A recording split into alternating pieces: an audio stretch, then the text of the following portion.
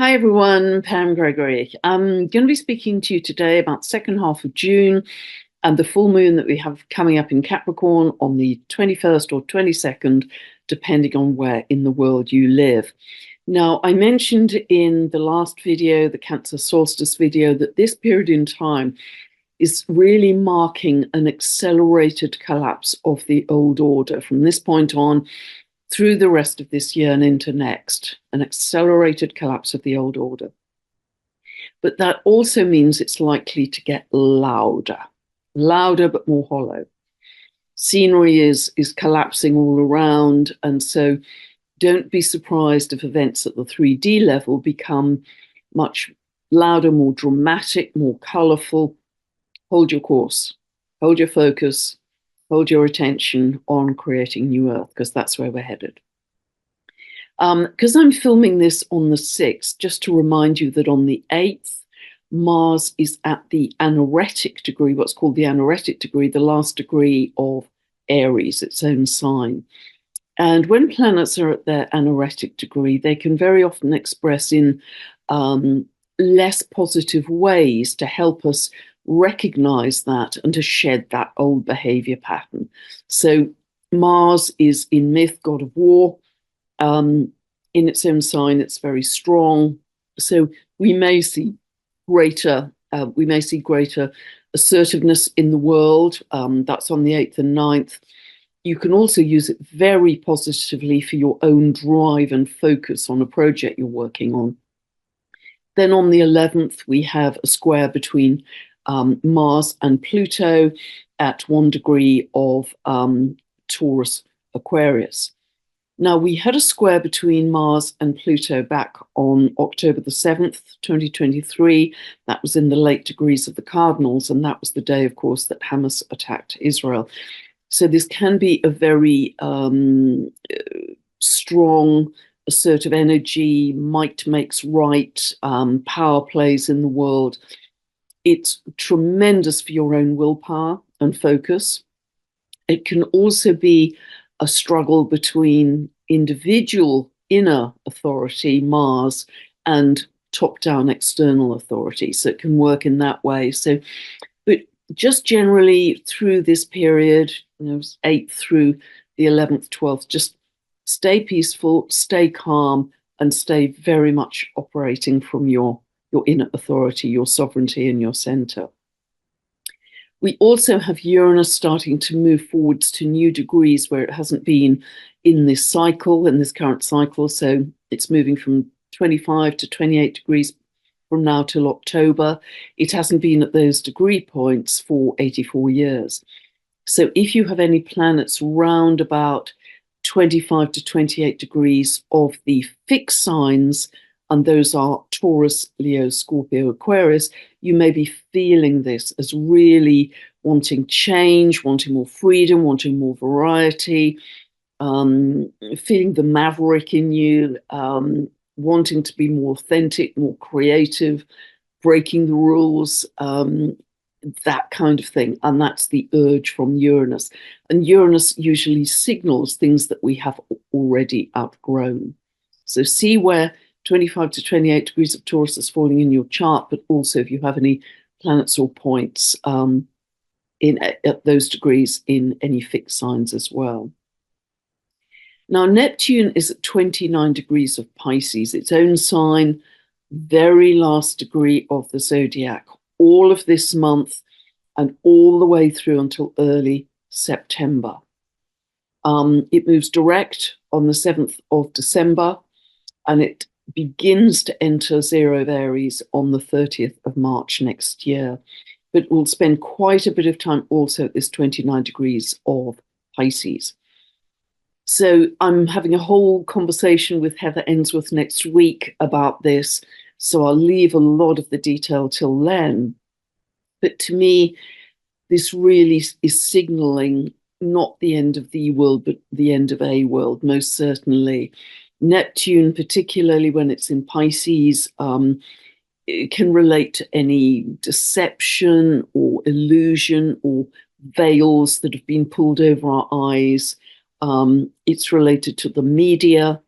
to pharmaceutical drugs, to toxicity, to water, pollution in water. It's related to blood, particularly when it's in Pisces, and the immune system. It's also related very positively to spirituality, to healing, to a sense of oneness and connection with all living beings. It's quite ethereal, and it's highly creative. It's connected to aesthetics. It's connected to religion, particularly Christianity. Remember the religion linked to the fishes, fishes of man. It's related to victimhood as well. Surrendering your power. But now I think it is already on the world axis. Know that the world axis, or what's also called the Aries point, isn't just 0 of Aries. It's anywhere from 28 degrees of the mutable signs into 2 degrees of the cardinal signs. Those are Aries, Cancer, Libra, Capricorn. So Neptune here is already on the world axis, and that means all of those things I've just referred to and more that I'll be talking about with Heather are very much going to be on the public stage this year and next. And it's very interesting actually, because we have other astrological signatures that, because Neptune, particularly at the end of Pisces, can suggest a kind of fog that we can't see through. It's things not being clear. And with the increased use of AI, there's a very strong theme happening at the moment of what's true, what's not. We can't see what's clear. However, we have some astrological aspects that will help us with clarity, and they are the North Node in Aries, very much to do with our sense of clarity and sovereignty and inner authority. Also, Uranus is very activated in this second half of the year. And so that brings in truth, awakening, a piercing sword of clarity into the fog that may be Neptune. But for a variety of astrological reasons, and reasons we can already see happening in the world, we will have to use great discernment. What's true, what's not, because things are going to look very real with AI, even when they're not. So drop into your heart and ask for guidance. Drop into your breath. Turn inwards, because out there is going to get very, very busy. Jupiter in Gemini, super busy, lots of drama, lots of color, and also super confusing, potentially. So turn inwards. This is teaching us. It's teaching us to use our inner guidance, our intuition. So as we move into sort of 16th, 17th of the month, we have both Mercury and Venus on those days at 29 degrees of Gemini, squaring Neptune at 29 degrees of Pisces. So much activation at these last degrees and beginning degrees, endings, beginnings. And so this is about, very often the anaretic degree brings in a sense of urgency for us, an urgency to do something. So here, because it's in Gemini, it's the urgency to make the right choice from all the information, the urgency to make the right choice. But what is the right choice with so much distraction and so much fog? Neptune. And it's, again, a suggestion to use our intuition, Neptune, our inner guidance. Turn inwards.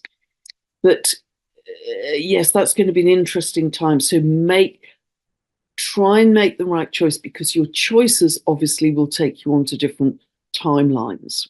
With every choice we make, it's like twigs going off a branch. Every choice we make at every bifurcation, we're moving to a different timeline. So be as wise and conscious in your choices as you can be, and keep your eagle's perch. Keep the big vision, keep the long vision as we move forwards.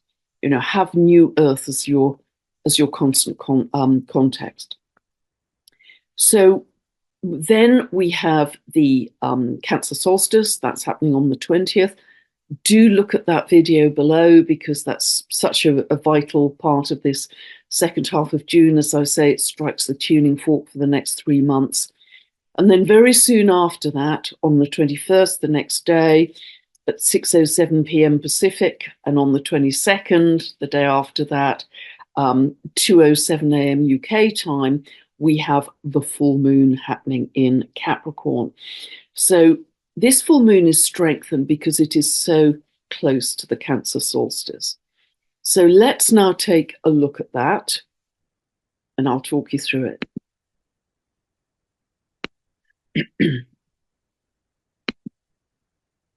Okay, so as always, I set this for England, where I live, and we can see we always have sun and moon opposite each other at a full moon.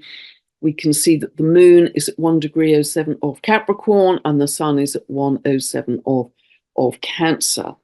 And it's very interesting because there is another full moon in Capricorn happening on the 21st of July at 29 degrees of Capricorn.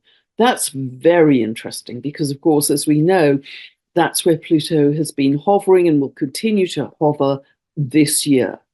Final degree of Capricorn representing the old order. So Capricorn is about government, corporations, top-down institutions.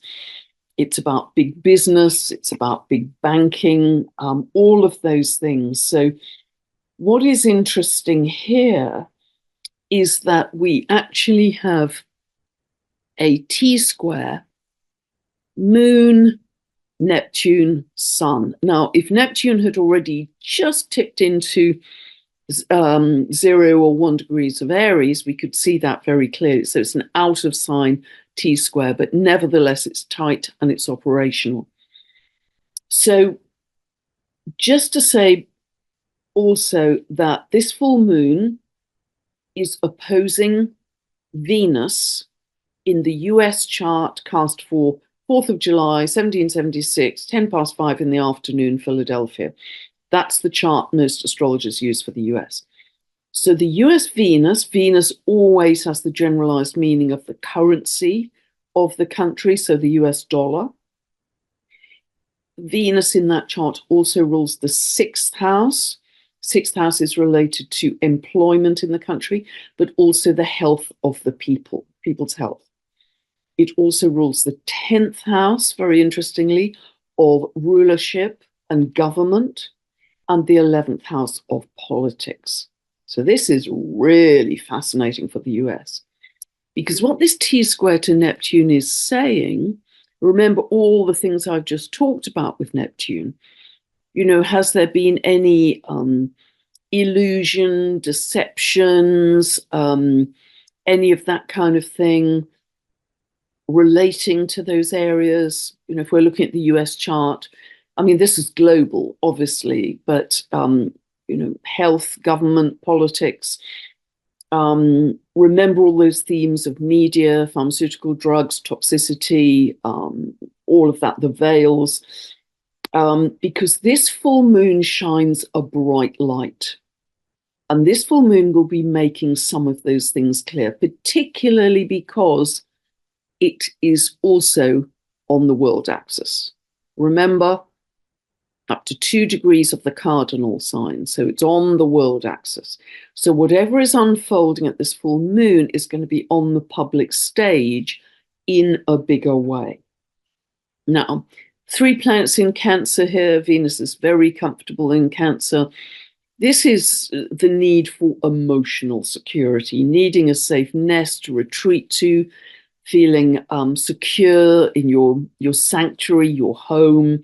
So there's a need for that, but there's also a need here for practical security, financial security that will be strong at this time as well.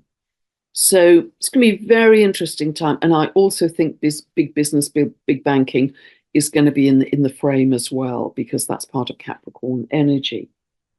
Now, we also have the sun, this dotted green line, quincunx to Uranus. That brings in a lot of the Uranus in Aquarius themes of a crisis around the science. How reliable has the science been?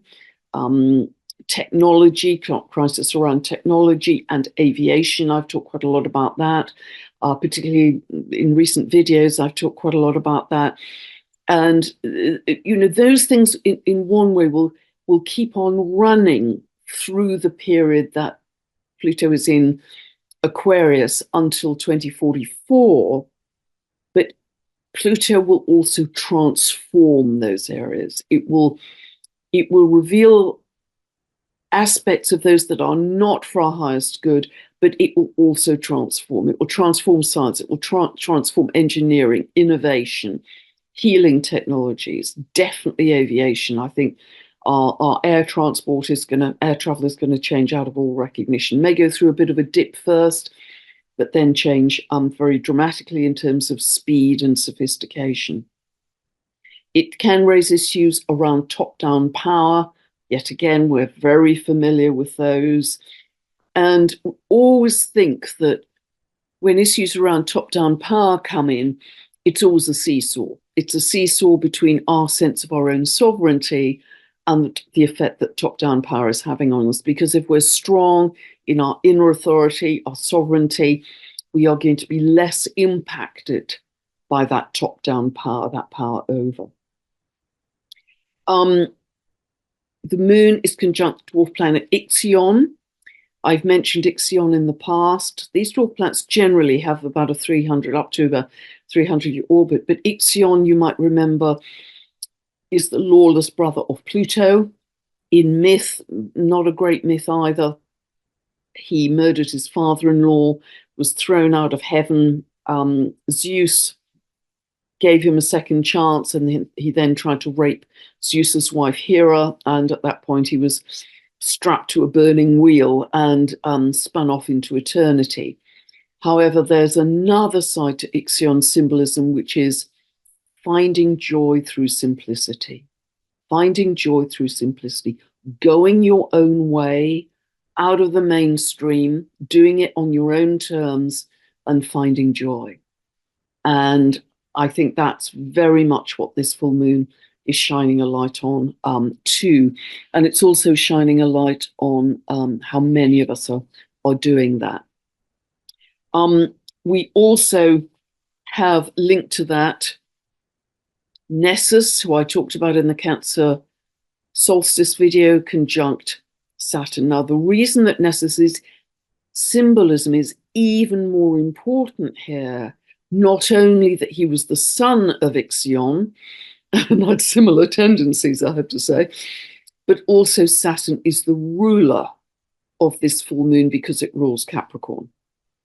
So for the sake of completeness, I'm going to talk about the myth of Nessus, because this is a new one for us, really. Nessus, along with Chariclo and Chiron, is a centaur. It's called Centaur, half man, half horse, 125-year orbit. Melanie Reinhardt is the expert on these centaurs. I'll put her website link below. But in the myth, he was asked by Hercules to ferry Hercules' wife, Deianira, I think it's pronounced, I'll put her spelling below, Deianira, across a river.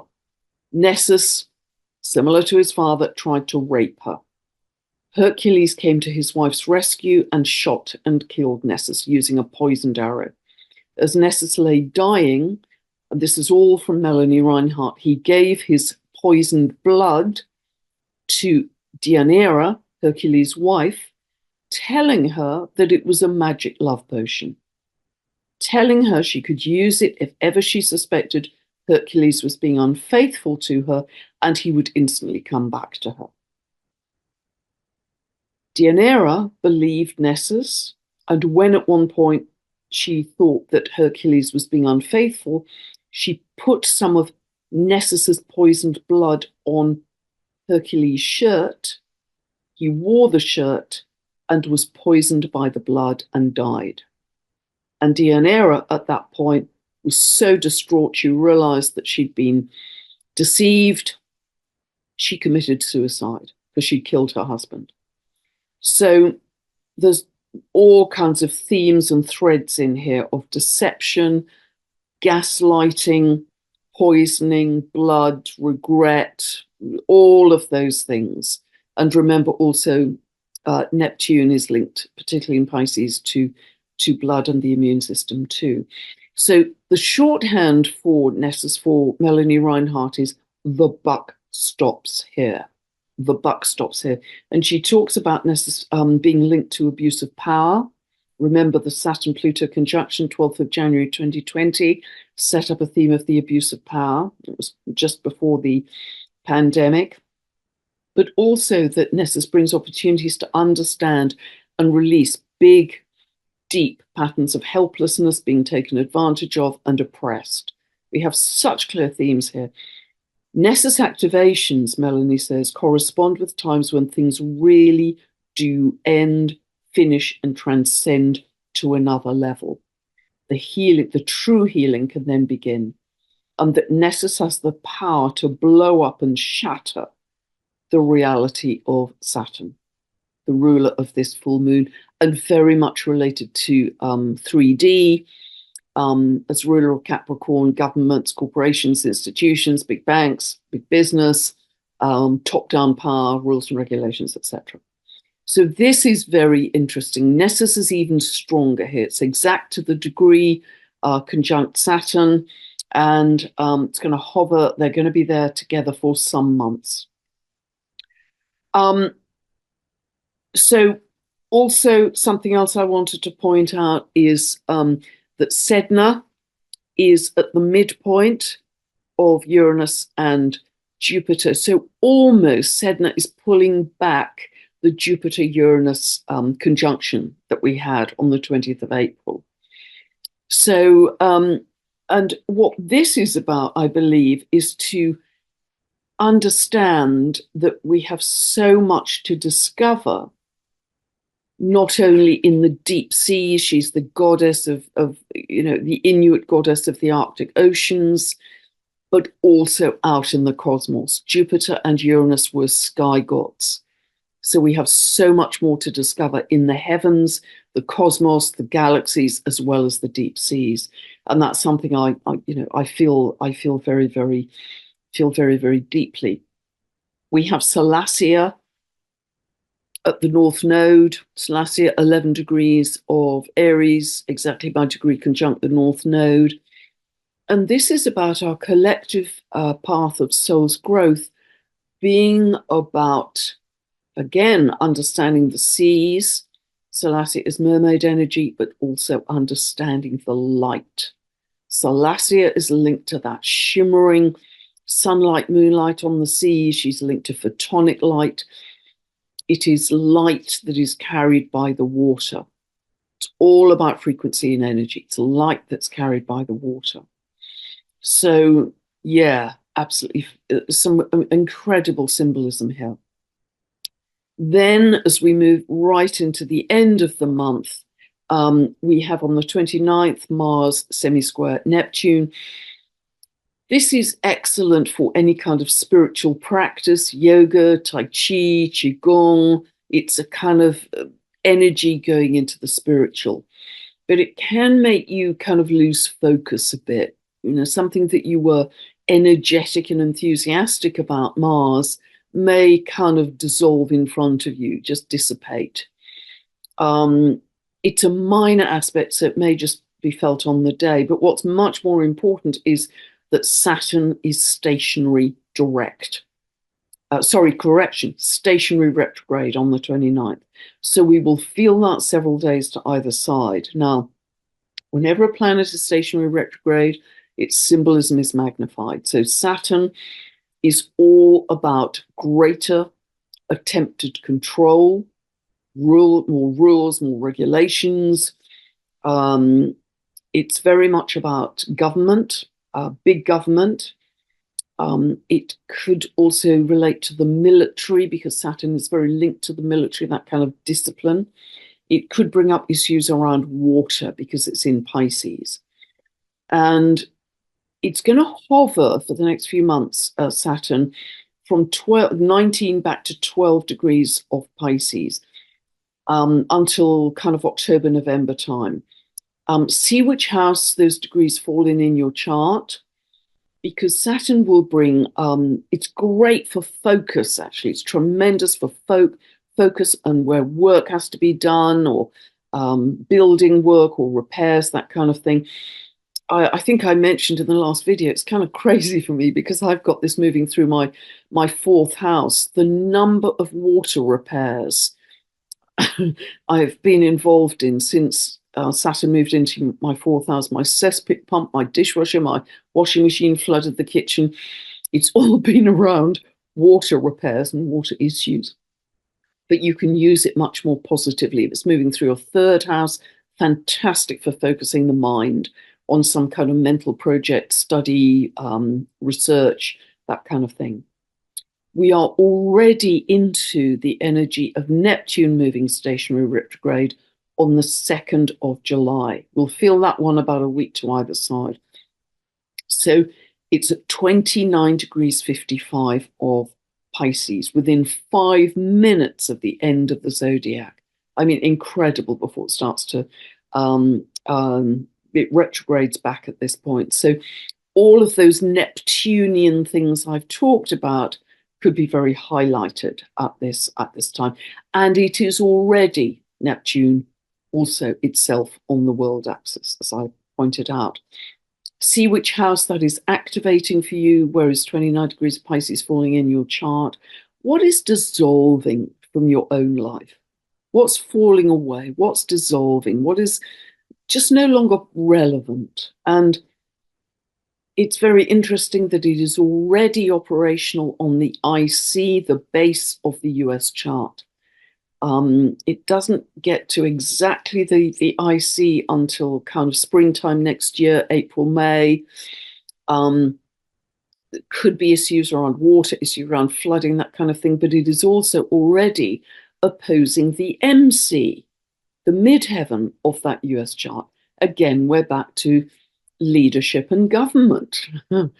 Again, for the US, Pluto return, full moon, aspecting Venus, which rules the 10th house because it rules Libra, and the midheaven in that chart is 1 degree of Libra. So, we're getting repeating themes here very clearly. So with all of this, remember to stay on your eagle's perch. Stay on your eagle's perch. Just observe what's leaving your life. What circumstances, what jobs, what people, what relationships, but also be very aware of what is emerging, what is coming in for you. All of us are going to be feeling much greater psychic sensitivity in ways that we can barely define. Certainly telepathy, certainly healing, certainly tuning in to animals, trees, nature, sense of oneness, but some other abilities that I don't believe we can even define yet. Very, very sensitive. So you'll have to be very observant with this. And just think, if you could see your future self as a hologram in a meditation, step into your future self.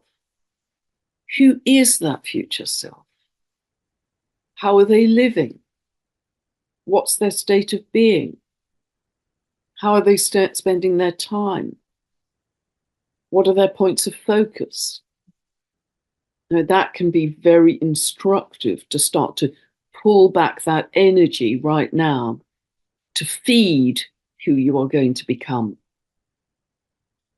And I'd also really use breath work a lot, because this is so incredibly simple and free for everybody. So I'll stop sharing now, I think, because the other aspects I've talked about before, this long-running square to Hermia from Pluto, I've talked about a lot. The quincunx to Sedna, that, these will be ongoing all of this year and all of next. So I've talked about many of these before, so I'm going to stop sharing here. But just in terms of the breath, and I do this, many times, well, several times a day for sure. Just particularly if you're feeling a bit frazzled and fried by all the information coming at you, the busyness, the craziness. I mean, my days are absolutely jam-packed. So I will check in on my state of being, which could be quite zuzzy at that point. And I'll just, okay, shut my eyes, drop into the breath. And by that, I mean 100% of your focus is on your breath. 100%. You are just the breath and you are nothing else. You're out of the mind completely. You are just the breath. And let the breath breathe you. Just let the breath happen without any sense of control or push or effort. So just let the breath be. And within quite a short time, you'll notice that the breath is sort of slowing and deepening. And just when you feel comfortable, again, no rush, no push, keep it soft. Just pause for a couple of seconds at the end of the inhale and a couple of seconds at the end of the exhale. And just gradually see if you can very slowly extend that out breath so it's a little bit longer than the in breath. And see if you can also extend the pause on the exhale. The longer you can hold the pause on the exhale, the healthier you are, by the way. It's also a time I learned from Rory Duff last Saturday that when a healer's energy was measured, it's when she was emitting the most healing light was on the exhale hold. Isn't that interesting? It's the space in between. It's the gap in between. So the more we can hold on the exhale comfortably without any push, it's just a few seconds, that's absolutely fine. This gets easier with practice. You are changing your biomarkers in every moment. You're reducing your cortisol levels, you're boosting your immune system, you're changing. If you had blood samples taken before and after, they would be very different in terms of your actual physiology. So when you've had a few moments, just gradually bring yourself back, open your eyes, and then check in again on your state of being. How do you feel versus when you started? Feel a little calmer, a little more peaceful? The more you can do, I mean, how simple is this? How simple is this? For free. Everybody can do this. And the more you can do this through your day, just a few minutes, here and there, 3 or 4 minutes here and there, the more you start to feel that your default point is your inner self, not outer there. That's crazy out there. A zillion things going on, a zillion dramas. We're never going to be able to solve them with logic. Coming inside regularly with the breath teaches you that this is where you operate your life from. This is where you define your reality from. This sense of center, power, sovereignty. I know who I am. I know that I can change my reality because everything comes from consciousness. Everything. Everything comes from the invisible. So it's really, I mean, everybody can do that. And make your state of being, I've said this before, but make your state of being your absolutely top priority above all else, because everything in your reality cascades from that. And also remember how far we've come in the last 4 years. If you think back to the beginning of 2020 and all that was happening there, when we were kind of overwhelmed and nobody quite knew what was happening, think how far we've come. If you are still standing, pat yourself on the back, you've done well. And we really have become the butterflies. And you'll never be a caterpillar again. You'll never be a caterpillar again because you can't stuff the butterfly back through the chrysalis. That never happens. Butterflies never become caterpillars, ever, because they have such an expanded view of the world versus the caterpillar, such an expanded perception of being able to fly around and colors and scents and, massive expansion versus the caterpillar. They're never going to go back. It wouldn't be physically possible.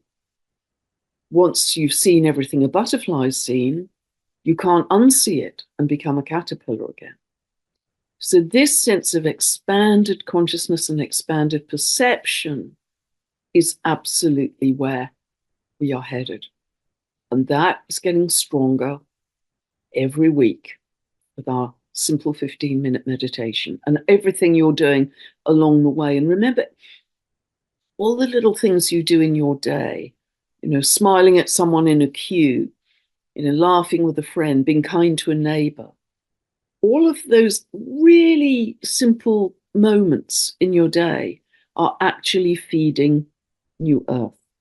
They are feeding New Earth. And if you're not doing those things, if you're following the fearful things and the big scary things, then you're actually feeding the old system, not New Earth. So be very conscious, very on your eagle's perch and very aware of what you're doing and where we are heading in this incredibly unique evolutionary period for humanity.